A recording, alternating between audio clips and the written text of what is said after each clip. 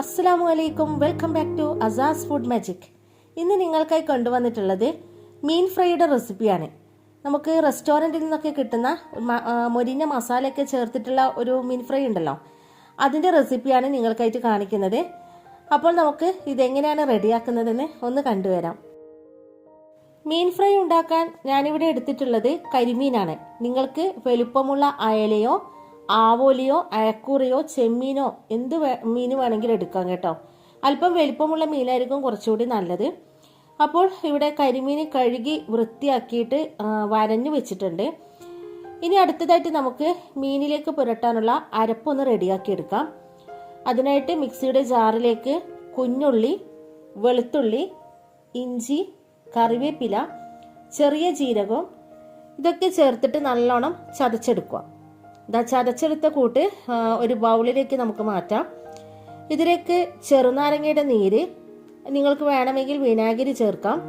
പിന്നെ കാശ്മീരി മുളക് പൊടി, സാദാ മുളക് പൊടി, മഞ്ഞൾപ്പൊടി, ക്രഷ്ഡ് ചില്ലി അഥവാ ചതച്ച മുളക്, പിന്നെ അല്പം വെളിച്ചെണ്ണയും ഉപ്പും ചേർത്തിട്ട് വെള്ളം കുറേശ്ശെ ചേർത്ത് ഒന്ന് പേസ്റ്റ് ആക്കി എടുക്കുക. നന്നായി ലൂസാവരുത്, മീനിലേക്ക് പുരട്ടാനുള്ള പരുവത്തിലായിരിക്കണം ഈ ഒരു മസാല ഉണ്ടായിരിക്കേണ്ടത്. വരഞ്ഞു വെച്ച മീൻ കഷ്ണങ്ങളിലേക്ക് മസാല പുരട്ടിയെടുക്കുക. വരഞ്ഞ ഭാഗത്തും ഉള്ളിലും ഒക്കെ മസാല തേച്ച് പിടിപ്പിക്കണം. മസാലയിൽ വെള്ളം കൂടിപ്പോയി കഴിഞ്ഞാൽ മീനിലേക്ക് പിടിക്കില്ല കേട്ടോ. മീൻ കഷ്ണങ്ങളിലേക്ക് പുരട്ടിയിട്ടുള്ള മസാലയിൽ നിന്നും അല്പം മസാല നമുക്കൊന്ന് മാറ്റി വെക്കണം. അത് പിന്നീട് നമുക്ക് ആവശ്യമുണ്ട്. മീനിലേക്കൊക്കെ നല്ലോണം മസാല പുരട്ടി എടുത്തിട്ടുണ്ട്. അടുത്തതായിട്ട് മസാല പിടിക്കാനായിട്ട് നമുക്ക് മീനൊന്ന് 1 മണിക്കൂർ മാറ്റി വെക്കാം. ഞാനിവിടെ അരമണിക്കൂർ മാത്രമേ വെക്കുന്നുള്ളൂ. അരമണിക്കൂർ കഴിഞ്ഞതിന് ശേഷം ഞാൻ മീൻ ഫ്രൈ ചെയ്യാൻ പോവുകയാണ്. മീൻ ഫ്രൈ ചെയ്യാൻ ഏറ്റവും നല്ലത് വെളിച്ചെണ്ണയാണ്. ഇവിടെ വെളിച്ചെണ്ണ പാനിലേക്ക് ഒഴിച്ചു കൊടുത്തിട്ടുണ്ട്. ഇതിലേക്ക് കറിവേപ്പില ഇട്ട് മസാല പുരട്ടിയ മീൻ കഷ്ണങ്ങളും ചേർത്ത് എല്ലാ വശവും ഒന്ന് മൊരിയിച്ചെടുക്കാം. അങ്ങനെ എല്ലാ മീൻ കഷ്ണങ്ങളും ഇവിടെ ഫ്രൈ ചെയ്തെടുത്തിട്ടുണ്ട്. മീനിൻ്റെ 2 സൈഡും നല്ലോണം കുക്കായി കിട്ടിയിട്ടുണ്ട്.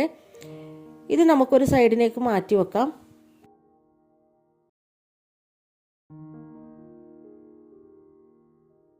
അടുത്തതായിട്ട് മീൻ ഫ്രൈ ചെയ്ത പാനിലേക്ക് അല്പം വെളിച്ചെണ്ണ ഒഴിച്ചു കൊടുക്കുക.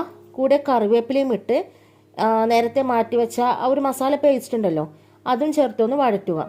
ഇതിലേക്ക് അല്പം പുട്ടുപൊടിയും ചേർത്തിട്ട് ഒന്ന് മിക്സ് ചെയ്തതിന് ശേഷം ഫ്രൈ ചെയ്ത നമ്മുടെ മീൻ കഷ്ണങ്ങളുടെ മുകളിലേക്ക് ഈ ഒരു മസാലയുടെ അരപ്പ് ഇട്ട് കൊടുക്കുക. ഹോട്ടലിലൊക്കെ ഇതുപോലെയാണ് മീൻ ഫ്രൈ ചെയ്യാറുള്ളത്. ഈ ഒരു മൊരിഞ്ഞ മസാലയും ആ ഒരു മീൻ കഷ്ണങ്ങളൊക്കെ ചോറിനൊപ്പം കിടു ടേസ്റ്റാണ് കേട്ടോ. അപ്പോൾ എല്ലാവരും ഒന്ന് ട്രൈ ചെയ്ത് നോക്കണം, അടിപൊളി ടേസ്റ്റാണ്. അപ്പോൾ റെസിപ്പി ഇഷ്ടമായെന്ന് വിചാരിക്കുന്നു. റെസിപ്പി ഇഷ്ടമായാൽ വീഡിയോ ലൈക്ക് ചെയ്യാനും ചാനൽ ഒന്ന് സബ്സ്ക്രൈബ് ചെയ്യാനും മറക്കരുത്.